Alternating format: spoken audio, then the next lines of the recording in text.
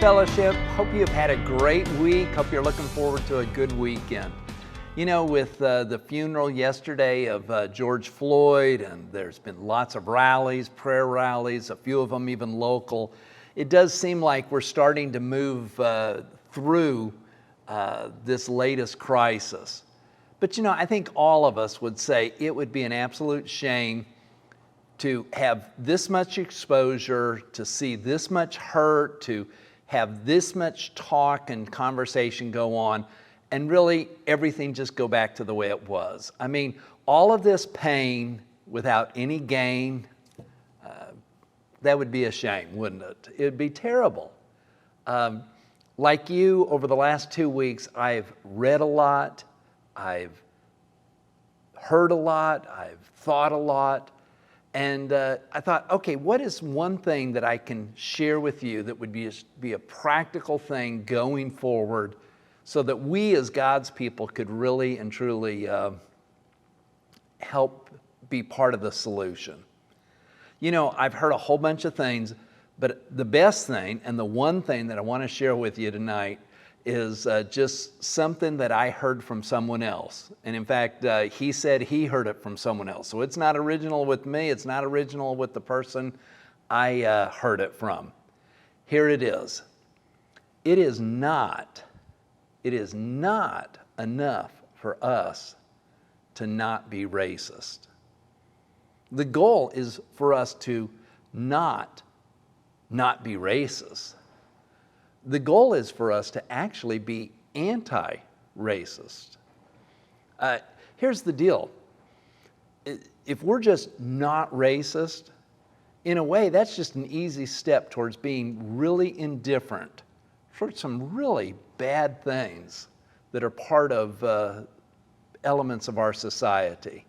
I mean, it's just being indifferent to some situations that really we ought to be part of the solution.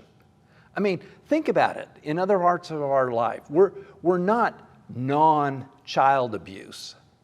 I mean, if I'm walking down the street and I see someone just totally abusing a child, and for me to say, hey, I'm not a child abuser, I mean, that's just nothing more than indifference. You'd say, Hornock, what's wrong with you?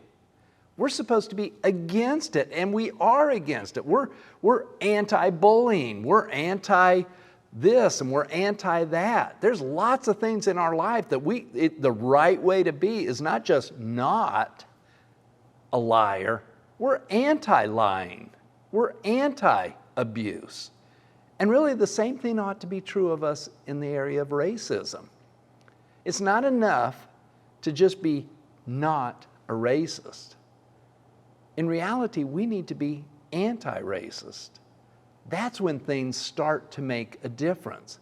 You know, I saw a verse, and it's in Proverbs 31, actually 2 verses. Proverbs 31, verses 8 and 9. Now, Proverbs 31, you're saying, oh, that's the one about the ideal wife, the ideal mother. Well, it is. It's actually some advice that Lemuel's mother shared with him. And all the stuff about the wife and mother, that starts in verse 10. But the first 9 verses of that passage have lots of great advice that all of us need to pay attention to as well. Listen to these verses. Proverbs 31, 8 and 9. This is what Lemuel's mother told him.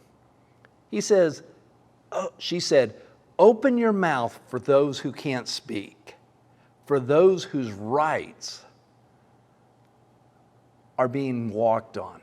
Open your mouth, judge righteously, defend the rights of the poor and the needy. You know, what is it that I think we're supposed to be? We're not just supposed to be not racist. We're supposed to be anti-racist. And you know, one thing that we could do to be anti-racist would be to start open up our mouth, to speak up. The NIV translates this, speak up for those who can't speak for themselves. Speak up for those whose rights are being abused, for the poor and the needy. maybe one thing that we need to take away out of these last 2 weeks is that when we see it, we say something. We acknowledge it. And quite frankly, when there's something we don't want to speak about, don't want to say something about, don't want to express our opinion about it, maybe that challenges us to say, hey, what's inside us that's keeping us from really speaking about this thing that is so wrong?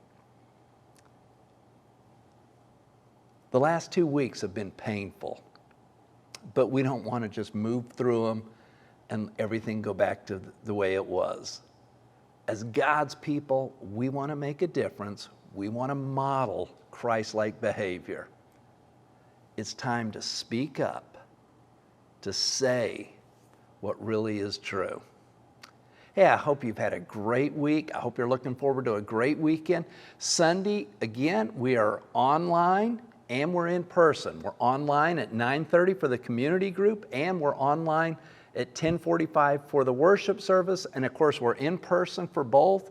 We're social distancing, everything's safe, everything's secure. We'd love to see you in person, but if you need to be online, we hope you'll join us. God bless. We can't wait till all of us are able to corporately worship together. We love you. Take care. Have a great weekend.